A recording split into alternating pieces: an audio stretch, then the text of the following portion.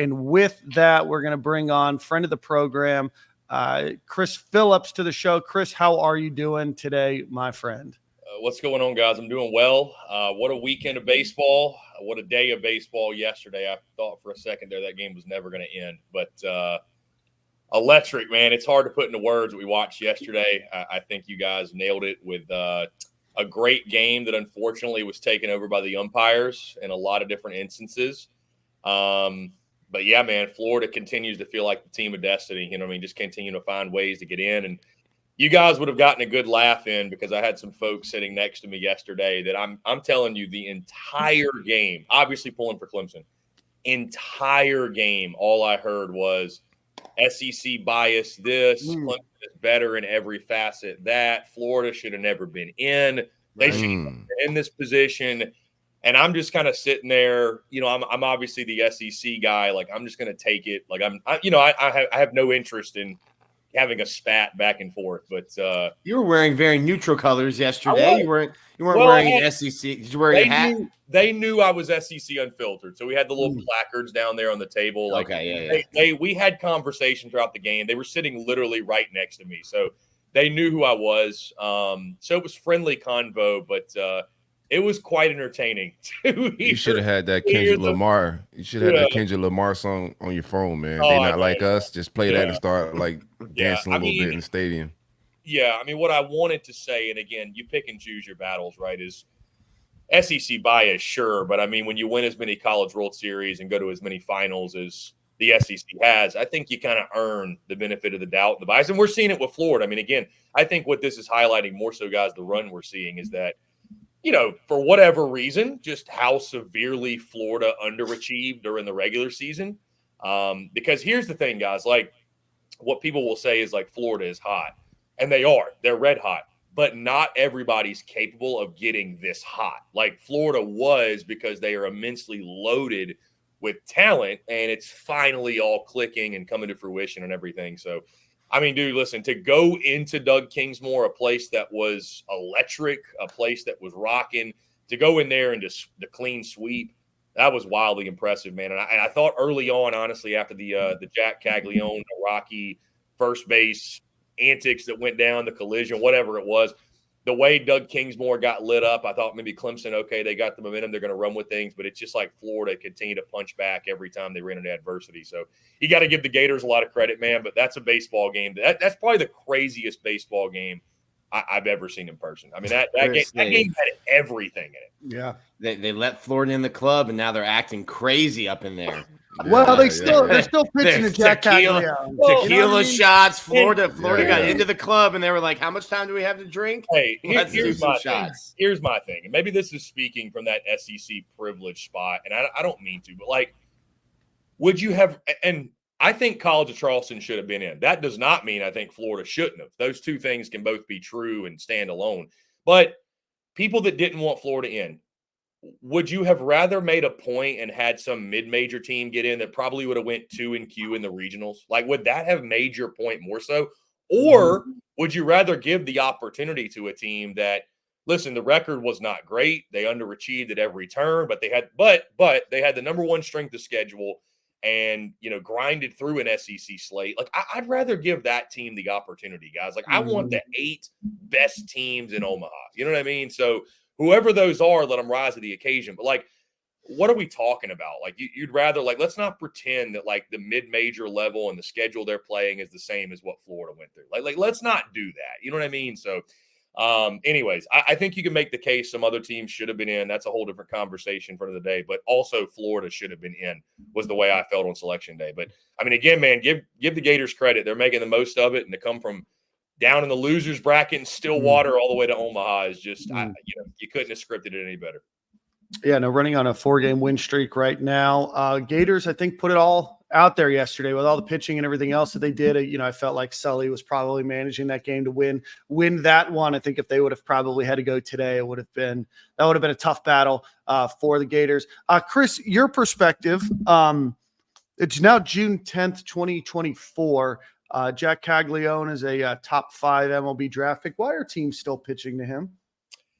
That's a great question. I think Clemson finally learned their lesson late in the game. I will tell you this. They pitched to him. What was that, Nick, in the 12th inning, I think, maybe 13th? The 12th inning with a Struck him out. sophomore lefty. My goodness. That took stones to pitch to him. So I will give that kid credit. But yeah, for the most part, it's not a good idea. It's just not. That's not a guy you want to pick a fight with, if you will. And I think Clemson finally learned that after the first at bat, but the fact that it took that long. Also, guys, Jack Caglione, not a Golden Spikes Award finalist, so I'm sure folks in Gainesville are thrilled over that news. Let's get your opinion. I was a little quiet on that because I think all three of those guys are deserving to be on that list. I think Travis Bazzana has had a great season. He's probably the best MLB prospect, second base MLB prospect in more than a decade, but that's not what the award's for. So to me, it's like, yeah, those three guys deserve to be honored on that list. But over Jack Caglione, I think the biggest thing Florida fans had problems with was Travis Bazzana's offensive numbers, very similar to Jack Caglione's, which that's crazy because Jack's having a monster season, but Jack does pitch. And I think the issue there is, yes, Jack does so much, but Jack wasn't an excellent pitcher this year in terms of his numbers. If you stack his pitching numbers up against some of the best pitchers in the SEC, they don't stack up with a Hagen Smith or guys like that. So Hagen Smith had better numbers in the SEC than Paul Skeens did last year. But he also didn't hit 32 home runs, Nick. You know what I mean? I don't know when the last time Hagen Smith swung a bat. You know what I mean? I think at that point you gotta look. 32, yeah. You gotta look Jack's at at 33 now, Daniel. 33 now. He's hit 33. 66 home runs. Well, he also hasn't hit 32 home runs, let alone. That's right. That's right. You're absolutely right. Yeah, I would say of the three guys, obviously, that Jack Caglione does something none of them do. He's a two-way. You know what I mean? He's a two-way. None of those guys are a two-way. And so, I mean, it is tough. Like, who do you take off the list, right? Because all three are fantastic players. But it does seem like, guys, with these awards, that a lot of it, like, I knew Charlie Condon was going to be named SEC Player of the Year. I'm not saying that's the wrong pick, but, like, when you have – I feel like you need to generate – it's kind of like winning the Heisman Trophy, like, right? Like, it's just as important to generate momentum and buzz and hype as it is to produce on the field. You need both, I think, like the great story. Like, I think that's what Charlie Condon had going for him, and the fact that Georgia overachieved and they continue to overachieve, and they were a great story this year, right? Like, I think that helped Charlie Condon's case. And I think, guys, like, let's face it, I think Jack Caglione got punished because his team was not great this year or did not perform well in the regular season. That's not fair. That's not fair, but I think that had something to do with it. So, I mean, to your point, guys, it's like, who do you take off? It's tough to take one of those guys off, but man, I mean, it's just, when will we see another Jack Caglione? You know what I mean? Like, I don't think people really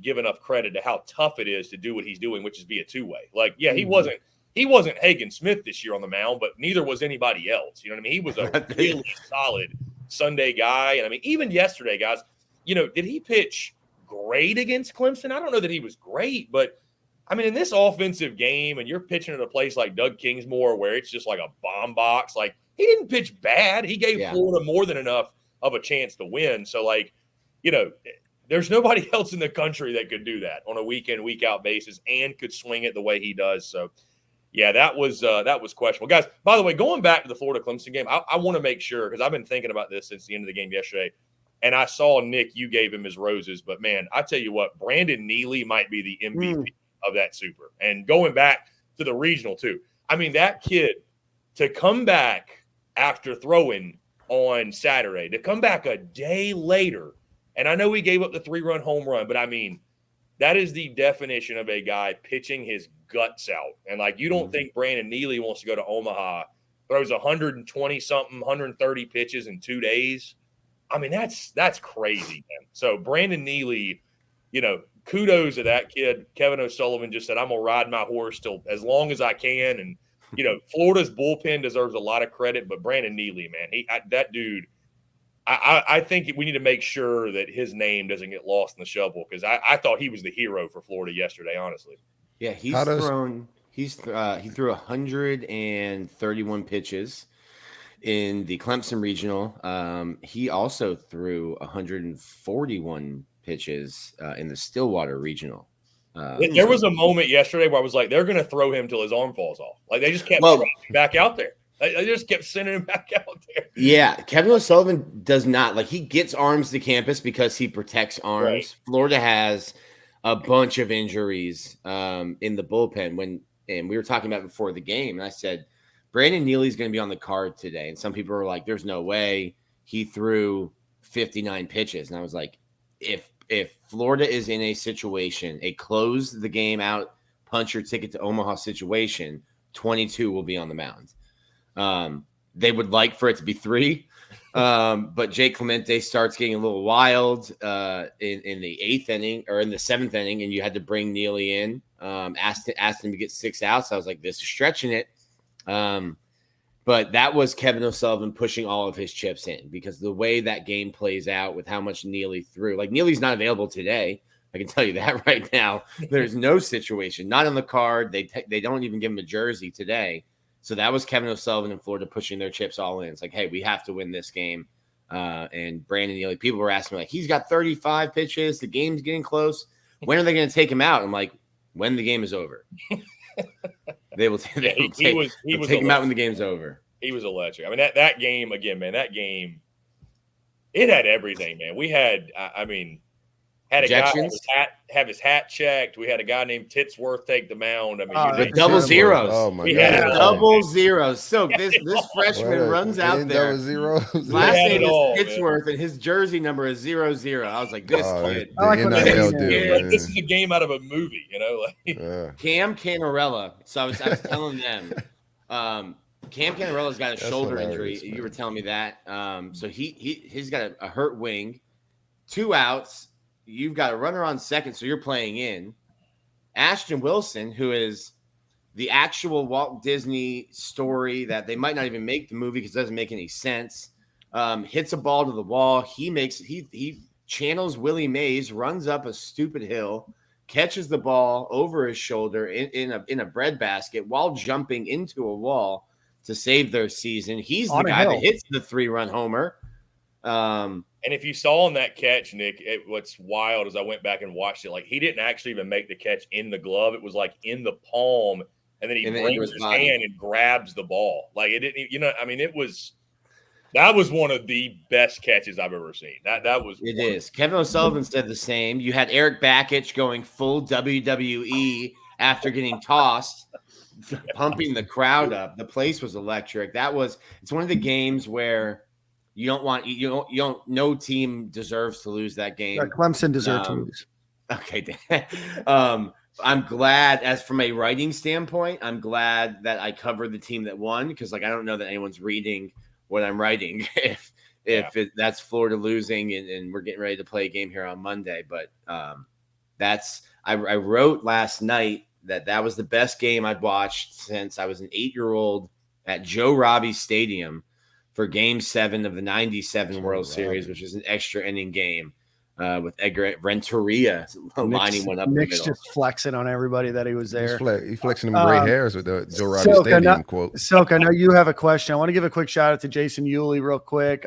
Give Sully props this season. If Georgia wins today, Florida will be the only team to make the Men's College World Series without having home field advantage throughout. Great show, guys. Appreciate you. And Dan Glockner, I know that you were at the game yesterday. 2 best games that he's been to, exhausted and sunburnt. Totally worth it. Go Gators. He also gave a shout out to the catch. Silk, I know you had a question earlier. Yeah, how does our pitching staff look going forward? I know it's been a rough season of pitching. What do you guys feel about the pitching committee going forward in to Omaha and whatnot? I think that's the big question for Florida, right, guys? Here's the interesting thing, guys. I think you look at these teams, whether it's Georgia or NC State, by the way, in Omaha, I don't think anybody left really has elite level starting pitching. Like even Tennessee, who's the 1 seed, they have good starting pitching, but it's not. Nobody's got a Hagen Smith. Nobody's got a Chase Burns.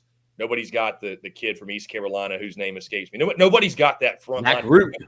Yeah, nobody has a Paul Skeens. Nobody's got that front line guy. So, I think you're going to continue to see high-scoring games, which is probably going to favor Florida because, again, I don't I mean, I think Florida's got a bunch of dudes, and all these teams do, that if they turn it on, right, can throw out there and spin a gem. But, you know, I think that'll be the question, right? I mean, Liam Peterson's been so hit or miss, and, you know, Jack's going to give you a quality start, I think, most of the time, and Brandon Neely's going to be a stud. But, you know, the rest of it, I mean, does Fisher Jameson continue to pitch well? Do these other guys out of the bullpen? So, I mean, I think for a lot of teams, I think that's the question. You know what I mean? I'm not trying to dodge the question in any way, but I think most of these teams in Omaha, that is going to be the top question for them, is who's going to get the most consistency out of the pitching. I think that's. And I wonder how much Virginia, Florida, and Tennessee were all there. Most of their rosters have experienced that, because it's a really cool environment. But I've talked to a couple guys from like 17, 18 that have been there, and they're like, dude, when you step on the field and there's 25,000 people, like, holy crap, like, that's different. I wonder how much that plays into, like, we talk about it a lot, I think, with like the NBA. It's almost like, hey, you got to go to the finals and lose to get that experience to then be able to get over the hump. I wonder how much just the familiarity with the venue and that stage helps the three teams who are going back this year. I mean, I would definitely say it would help. You know, I mean, I've obviously never been on that stage before, but at least having the nucleus of your ball club with that familiarity, you know, you never stop having those butterflies. But to your point, Nick, like, none of these guys have played in front of a, you know, I mean, take the biggest crowd in the SEC and double it. Like, that's what you're facing. So, you know, I think the butterflies will be there for them, certainly. But yeah, I think having that experience of last year, getting down to the very end, and I think experience helps. So, I mean, listen, I think Florida is, I would imagine the mindset is going to be, and it's funny, I heard Tony Vitello say this last night too after their post game, which I think it would apply to Florida a little more, which is playing with house money. I mean, I would think you're going to see a Florida team that's loose, that's excited to be there, not just happy to be there, but is excited to be there, and knows that maybe they weren't, quote unquote, supposed to be there. And I think that chip on the shoulder and that motivation, man, like, I think you're looking for anything to motivate a bunch of 18 to 22-year-olds. And I think using that, you know, I mean, maybe Florida's the team of destiny, man. I'm starting to really get team of destiny vibes from this Gators team. It feels a lot like 22 for Ole Miss. I don't know if it's going to end up that way, but it certainly feels that way right now. So, I mean, listen, it's really simple, guys. You need to pitch well, you need to play great defense, need time. You need your stars to be stars, right? Like Jack Leone needs a big College World Series. Like, some of the other guys in the lineup need to step up and play big roles. So, I mean, I think Florida could do it. Shouldn't have let him in the club, Silk. They're acting ignorant up there now. Man, now you got to ordering bottles. Oh my goodness, the bottles have been ordered. Now you taking sections. Casa Azul's out, and they're ready to get going. In the club, and they don't know when to leave. Florida snuck in the club, and now they're standing on tables waiting for bottle service. They're around a Bitcoin millionaire, just ready to roll. You know, it's what I mean? It's like Ric Flair in the one spot. Paisano. Yeah. It's like Ric Flair at a local Italian pizzeria in Gainesville. Sure. Trev had a question on the schedule. I want to run through that real quick. So far, 7 of the 8 teams have punched their ticket to beautiful Omaha, Nebraska. Tennessee will play Florida State in game 1. Virginia and North Carolina will play in the second bracket. Kentucky will play the winner of NC State and Georgia. They'll play today at 7 p.m. if you're interested in rooting on the Wolfpack. And then Florida will play Texas A&M, and we are waiting to see if that game will be Saturday afternoon or Saturday evening. Yes. Isn't it so interesting, guys? I was looking at that schedule too, and you know, especially if Georgia wins, it's like, I'm excited for the matchups, but I'm like, this is just another weekend in the SEC. It feels like this is kind of like this is the SEC tournament all over again. You know what I mean? Like, let's not do that, Chris. That was a very quick trip for the Gators. Well, from the standpoint of the conference matchups, I'm just like, well, kind of feel like we sort of just did this in Hoover, although everybody's going to be throwing their best pitchers. So a little bit of a different dynamic. But if Georgia wins, Florida's whole bracket is SEC teams. That's I mean, So, their side of the bracket would be Kentucky, NC State, Georgia, and then Florida and Texas A&M. The winners will play each other. The losers will obviously play each other. The rules in Omaha are double elimination until you get to the semifinals, and then the semifinals, and then finals, and then it's best of 3 for the finals. Yeah, I'm excited, guys. I'll be making my first Omaha trip, so I'll be out there Thursday through Monday. So like a dream come true, kind of like sports bucket list thing. So I'm very pumped. Well, Nick is a local out there, so he'll have to show you around. Yeah, I need a couple of steakhouses. Omaha Rex from Nick. I know Rocco's. I've heard the Drover, obviously, for steak is there will be steak. To. So I will be going to both destinations. I can assure you, and many others as well. I'm sure. So I think I pay property taxes in Omaha now. I own a little piece of real estate out there. I love that. But no, it's going to be fun, guys. I mean, again, and you look at it from the Florida perspective, man. I mean, why not the Gators? You know what I mean? Yeah, if you're making it big and you're throwing a bet down, I mean, by the way, guys, I'm a quote unquote neutral party in this, but I will tell you, by the way, before the season, I threw down 5 futures bets on College World Series champions: Arkansas, Wake Forest, LSU, Texas, and the Florida Gators. So you should have doubled down around May. Would have gotten some crazy odds. Yeah, well, Florida College World Series champions. I didn't feel nearly as confident at that point. Well, yeah. But that's why you double down.